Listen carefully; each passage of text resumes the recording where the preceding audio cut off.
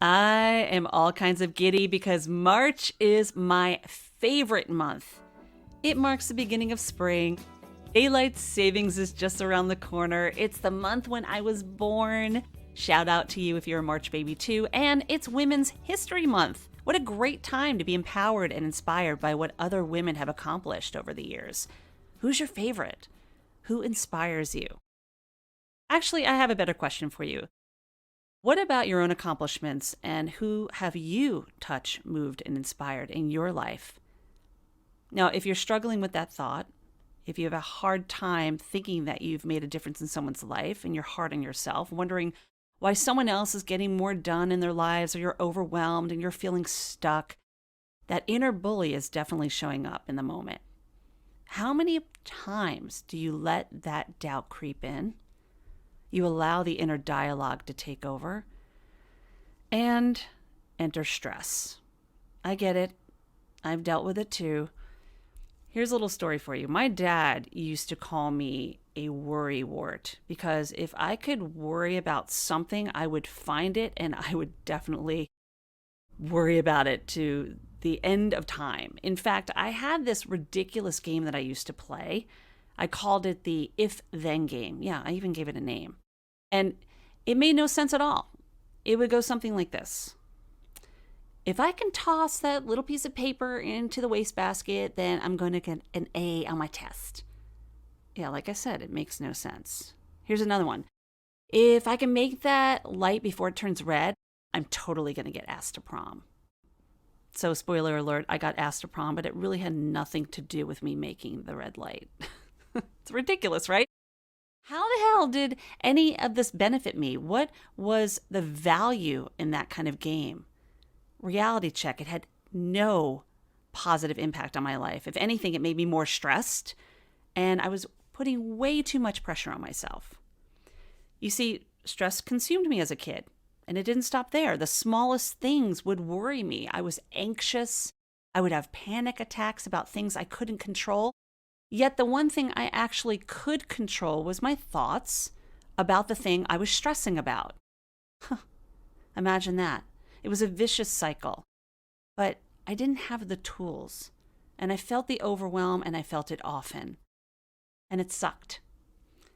And it wasn't just Hilary as a kid, it was also the adult me as well. Man, adulting, it can be hard. And it comes with its fair share of responsibility, doesn't it? But the bigger responsibility is not the task at hand. It's what I'm about to share with you right now.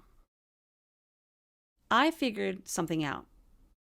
You can control much of what you're feeling by changing your mindset, your energy, your thoughts. This isn't woo-woo. This is neuroscience. And when I started to really do the inner work, when I found others who could guide me and support me on my journey, something really changed. I changed. And guess what? It's something I work at every day because stress doesn't go away. It turns up in life daily. The difference is this. It's not that you are void of it. You just learn to relate, react, and respond to it differently. That's the gold right there. Let me say it again.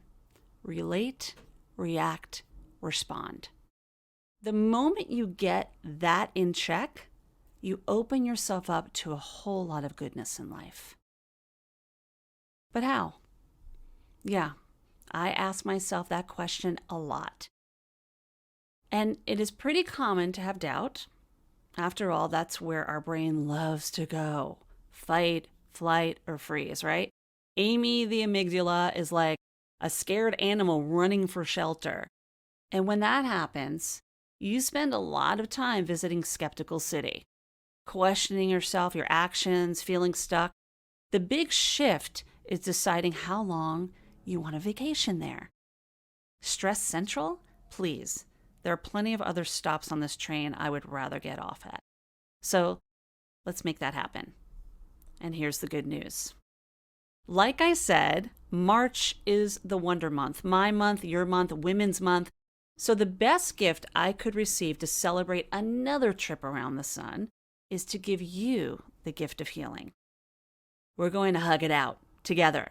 That is why I am giving one lucky woman the opportunity to work with me one-on-one for free to work through the stress that is consuming you, keeping you stuck, stopping you from shining like that bright star that you are. Whatever is holding you back and weighing you down, we'll work through it and we'll hug it out. All you have to do is take that first step and tell me why you would like to work with me. And then just click the link on the podcast page to give it a shot. The cool thing is we get to have a conversation either way. So it's really a win-win.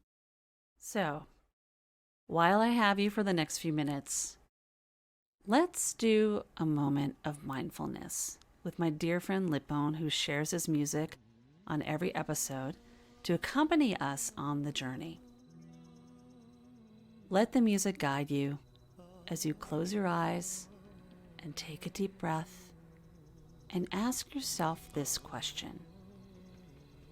What is stressing me out that I want to work through? How do I want to feel? Joy, peace, calm? Whatever it is, let it show up for you. Honor it. Be okay accepting this part of you. And then ask yourself this. When is now the right time to step into the tension and know I am being handed the gift of guidance and support? Sit with that for a moment and take a deep breath. And when you're ready, open your eyes and know whatever it is you are feeling, it is valid and you are loved. Holistically speaking, it's a beautiful possibility, isn't it? To see what is on the horizon and know that I am in your corner the entire way. So on that note, give yourself the gift of healing and take a chance on yourself. Book the call, and we will continue with a new conversation next week. And until then, be kind to your mind, and don't forget to laugh.